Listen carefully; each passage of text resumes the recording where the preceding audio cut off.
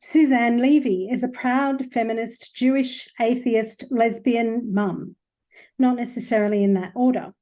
She's a product of the sensational 70s, and she would have enjoyed them even more had she known where we were heading.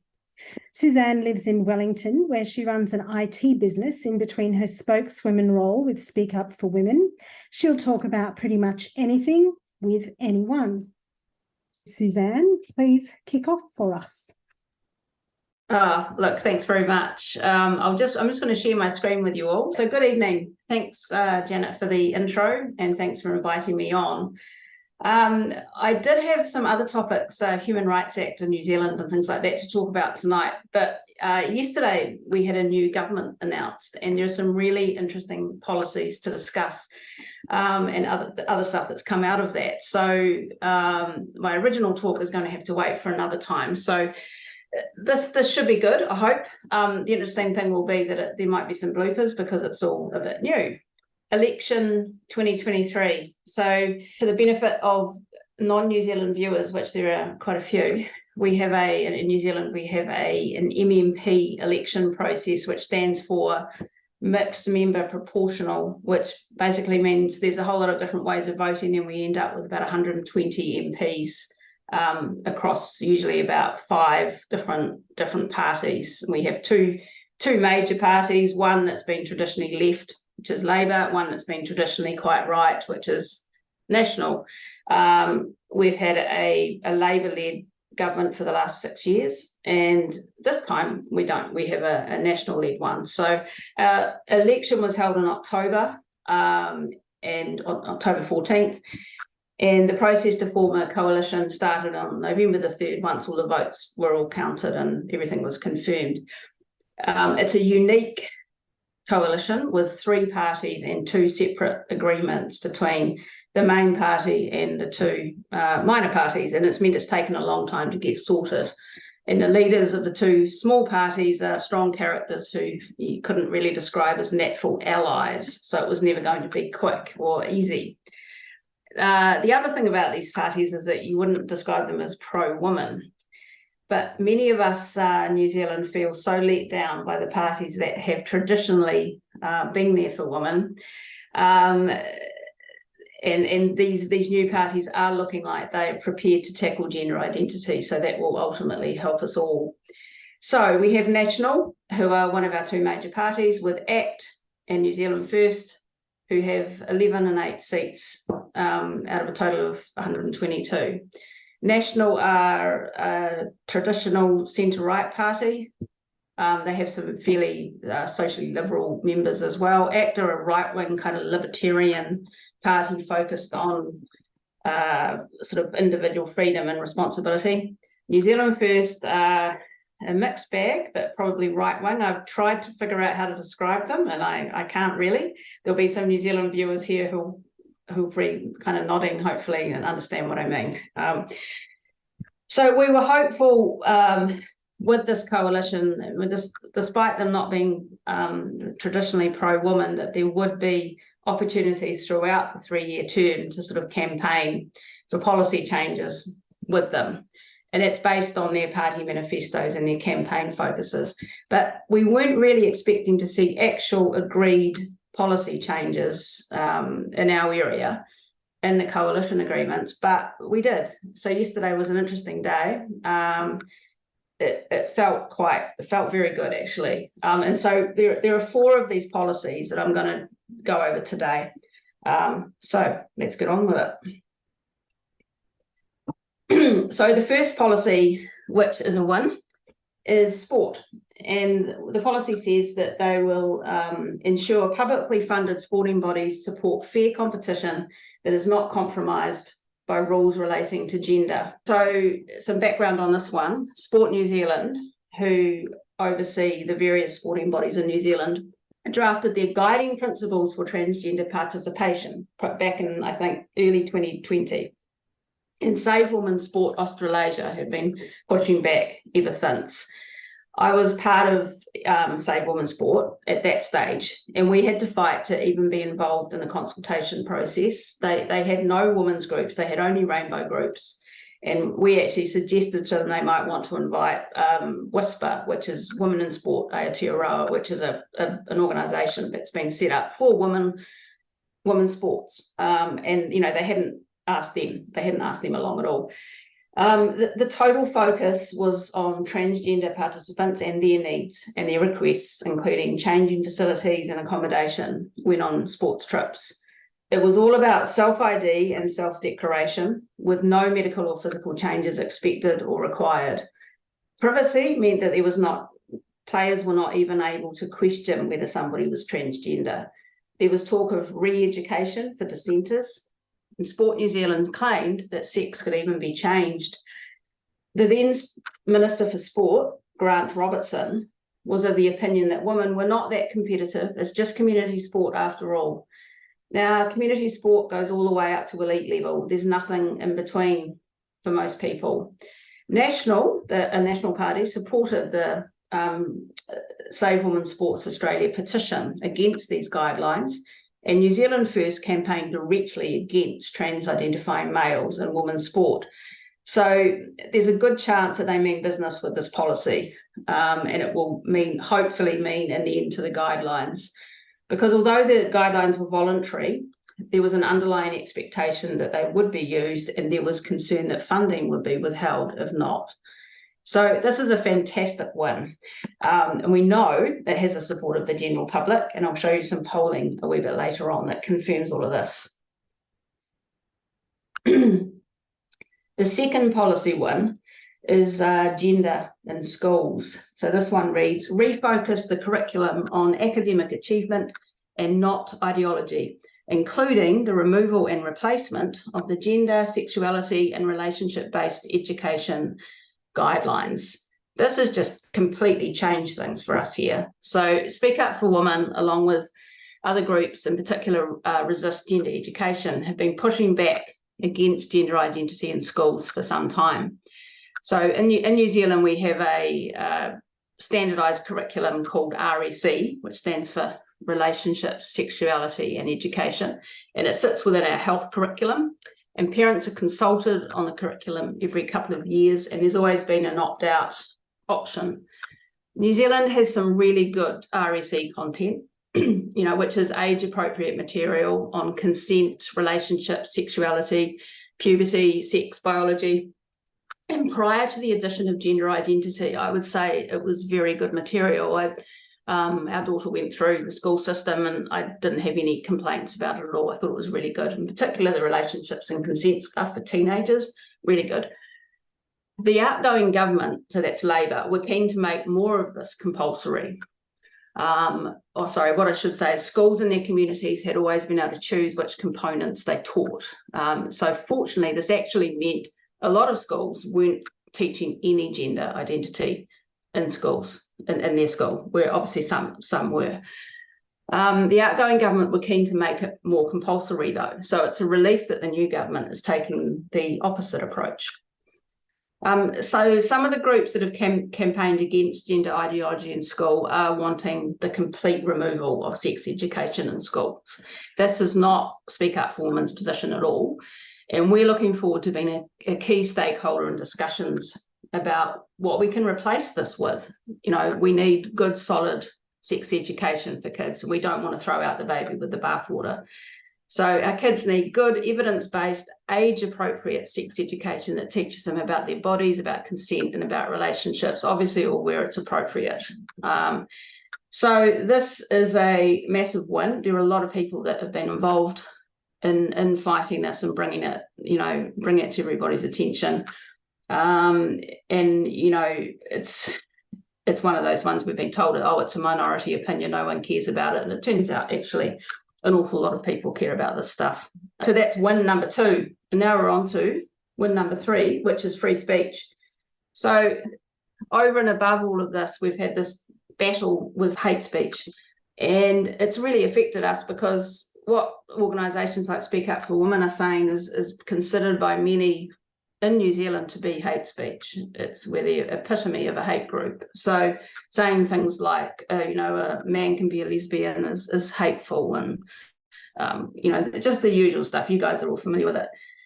So this policy says protect freedom of speech by ruling out the introduction of hate speech legislation, and stop the Law Commission's work on hate speech legislation. So the legislation was largely halted in the previous term due to pressure from the Free Speech Union and others, but it was still being considered in a watered down form by our Law Commission. So we were likely targets, obviously, and the previous government were never able to define what hate speech might actually be. And Jacinda Ardern stated that she would simply know it when she heard it, which is great. The proponents of the legislation didn't ever seem to have the imagination to consider what might happen if they had views that might on another day be considered hateful by someone. But I'm pleased to say the marketplace of ideas is well and truly open for business. So that's a great one. And this is another one, the last one, another free speech one. It says amend the Education and Training Act 2020 such that tertiary education providers receiving taxpayer funding, which is pretty much all of them, must commit to a free speech policy. This is great news.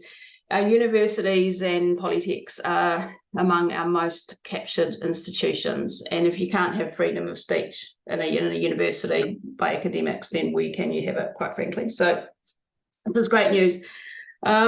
So I'm going to have to sort of jump around here a little bit.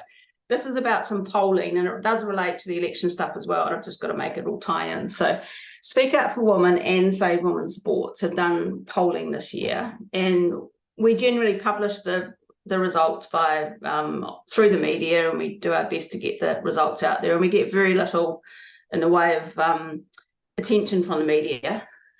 So they're largely ignored. We do use reputable pollsters and everything like that. So we know that the polls show that our outgoing government have made decisions that do not have public support.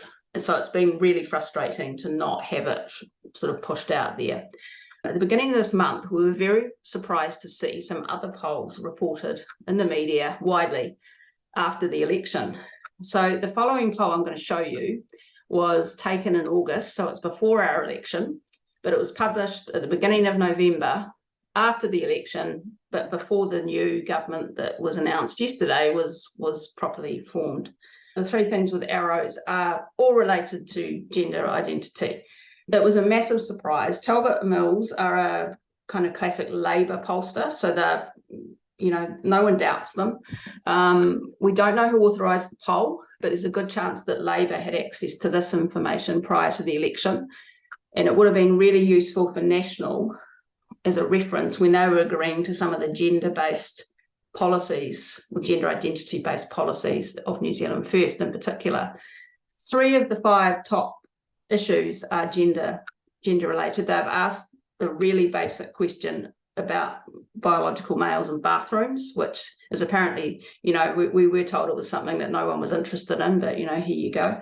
It's asking about sport, and it's asking about birth certificates. So there are a few things about this poll that I found really remarkable, and the first one is that they did it in the first place. Secondly, that they published it. They published the results. But thirdly is the use of the term biological male. Now, several months ago, you just would not have seen it, as it's obviously been used to describe men who we are supposed to believe are women. Indeed, public servants have been chastised for daring to use such terms, yet here it is, we're being asked, the members of the public, they're expected to understand that when you say biological male, you actually mean transgender woman. So it's fascinating. So all this in a world when we're supposed to believe that it's a minority view to say trans women are men, we have 14% thinking that biological males should be able to compete in women's sport. We have 21% thinking it's okay for biological males to use women-only bathrooms. And we think that 31% of people think it should be easier to change the registered sex on their birth certificate. So I was amazed by that poll. So looking at that alongside one of our polls, this is the sports one that Save Women's Sport did in February, and it's a really, really similar result. They had an approval of 16%, almost an identical question.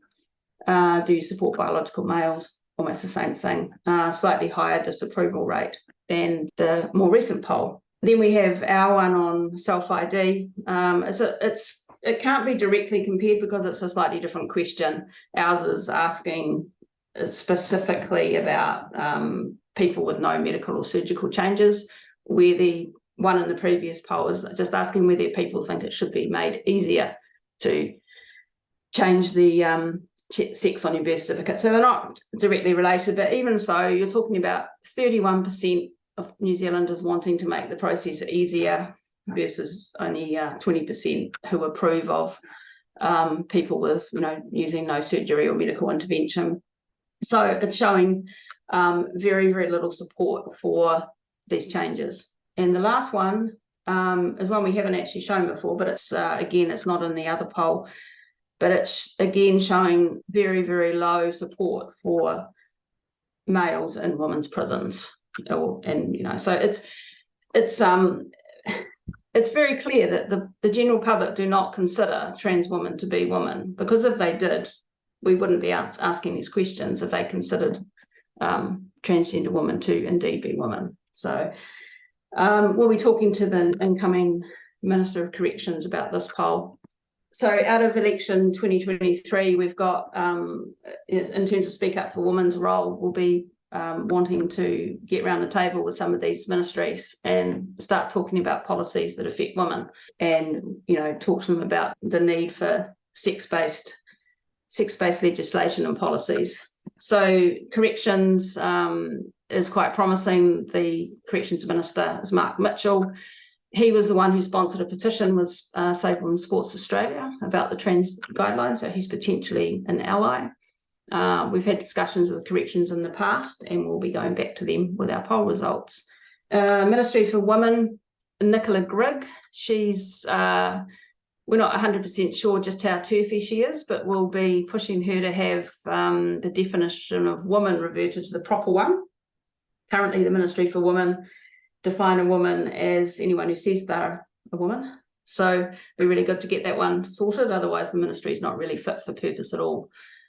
Education, we kind of covered with the policies that they're already implementing around our RSE. We'll talk to the new minister with our ideas, and we also want to campaign for the return of single-sex bathrooms and changing facilities in all schools to make them mandatory.